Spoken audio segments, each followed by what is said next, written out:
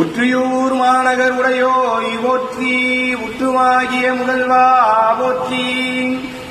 தொண்டை நாட்டின் பாடல் பெற்ற தலங்களில் 20வது தலமும் பிரளயத்திற்கு பிறகு தோன்றிய முதல் சுயம்புலிங்கம் என்பதால் பெருமான் ஆதிபுரீஸ்வரர் என வழங்கப்படுகிறார்.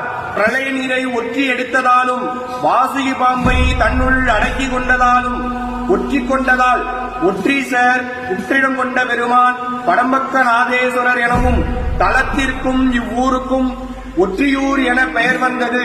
அப்பர், சுந்தரர், சம்பந்தர் என மூவராலும் பாடல் பெற்ற தலம்.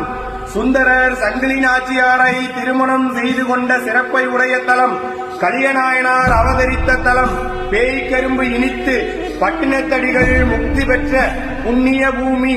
இவ்வளவு சிறப்பை உடைய இந்த தலத்தில் பெருமான் புற்று வடிவில் சுயம்பு மூர்த்தியாக கவசம் சாற்றி அருள்பாலிக்கிறார்.